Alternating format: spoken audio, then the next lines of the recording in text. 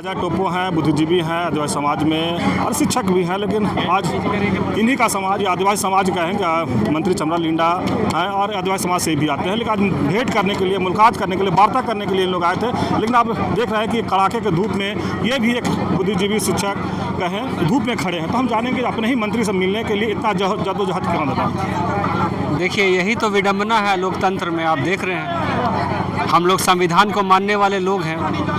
आज हमें लग रहा है कि संवैधानिक अधिकार हमको नहीं मिल रहा है, हमारी ज़मीनें लूटी जा रही हैं। और हमने पहले भी कहा कि हमारा सरना यहाँ वहाँ नहीं होता, वो खतियान में दर्ज होता है। और हमारा केंद्रीय सरना स्थल जो है, जिसका कि आज मजाक बनाने का काम किया जा रहा है। कौन लोग मजाक बना रहे हैं? आप देख रहे हैं कि पूरे झारखंड में आप देखिएगा तो सरना और हरगढ़ी जो हमारे धार्मिक सामाजिक व्यवस्थाओं की ज़मीन जो है वो लूटी जा रही है धड़ल्ले से। जब आप देख रहे हैं कि ये सरना की ज़मीन है, तो मैं ये चीज़ पूछना चाहता हूँ, आज फ्लाईओवर की बात हो रही है, तो फ्लाईओवर बाद में आया या सरना स्थल पहले से था?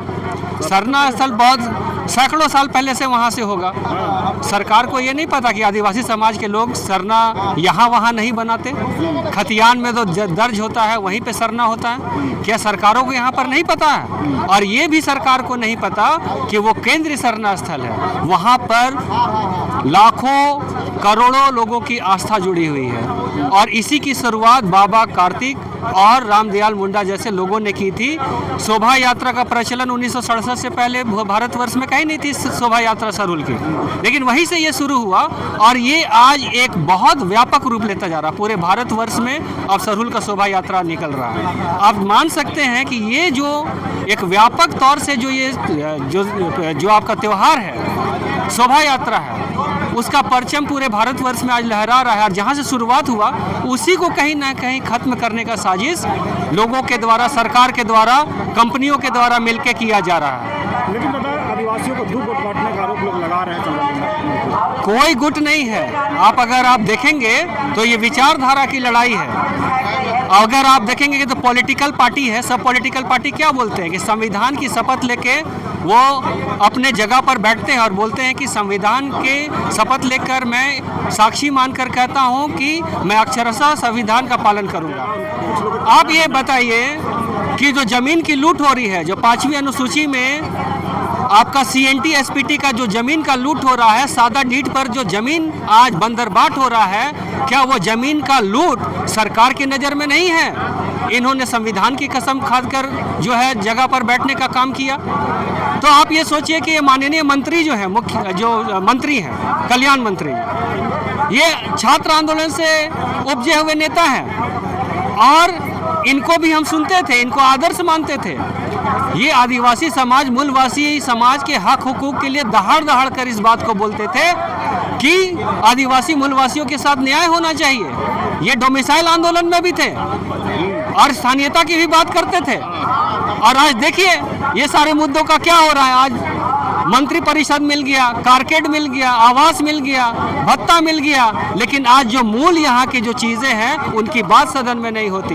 यहाँ के आस्था विश्वास के बात यहाँ पर नहीं होती। लेकिन दादा, कई लोग कह रहे हैं कि चमरा लिंडा जो हॉस्टल से लड़का लोग, आदिवासी समाज जो है, समाज के लड़का लोग को बुला के रखे हैं, तो ऐसा क्यों कर रहे हैं? आदिवासी समाज के आप लोग भी हैं, आपको बात करने आए हैं, उनको बुलाने का जरूरत? कोई हॉस्टल वॉस्टल, कोई विचार में यहाँ मतभेद की बात नहीं है। उनकी अपनी सोच है और हम ये मानते हैं कि चमरा लिंडा भी आदिवासी आरक्षित सीट से ही जीत कर गए हैं। अगर उनका कुव्वत है, जनरल सीट से जीत के दिखा दे।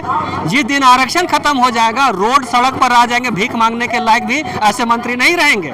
आज संविधान के बदौलत ये मंत्री पद पर बैठे हैं और संविधान के रक्षक हम लोग हैं।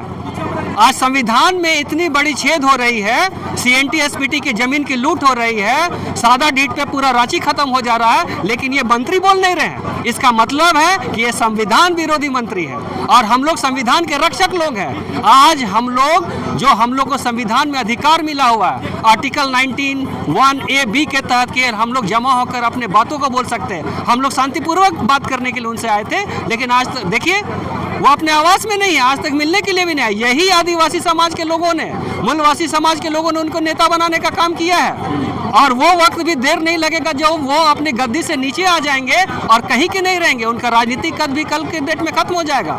ये मुहिम पूरे झारखंड राज्य में चल चुका है और ये विकराल रूप लेने जा रहा है आने वाले समय में। लेकिन दादा ये आदिवासी समाज के लिए देख रहे हैं गाड़ी सामने में जो लगा हुआ है, पानी का बछौर जो देता है और उधर गोला जो छोड़ता है, आंसू गैस का गोला छोड़ता है, दोनों गाड़ी लगाए गए आदिवासी समाज के लिए। इस पर आप क्या कहेंगे? देखिए, तिलका मांझी को तो घसीट कर घोड़ों से जो है मार दिया गया था, फांसी पे लटका दिया गया था।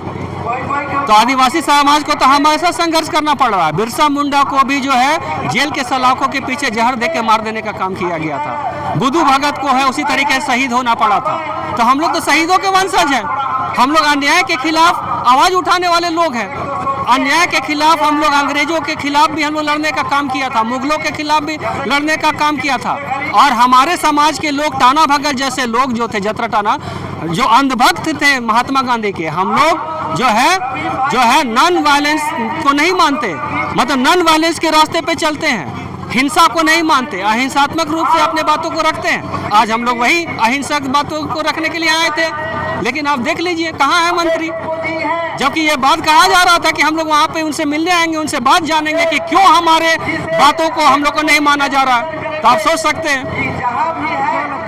घर में है और आप लोग से नहीं मिल पा रहे हैं। देखिए, मंत्री जी को तो कल आके बोलना पड़ेगा, क्योंकि जनमत में जनता की ही बात होती है और जनता इस बात को जान चुका है कि उनके साथ अन्याय हो रहा है। झारखंडी लोग जान चुके हैं कि उनके जल जंगल जमीन, उनके सारे चीज का अधिकारों का हनन हो रहा है। जिस तरह से आदिवासी भी बुद्धिजीवी आप हैं,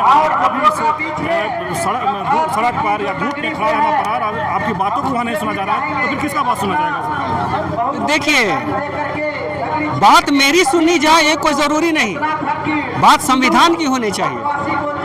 और संविधान में ये चीज बात पता है कि हम बार बार इस बात को बोल चुके हैं कि हम लोग जहां तहां सरना नहीं बनाते।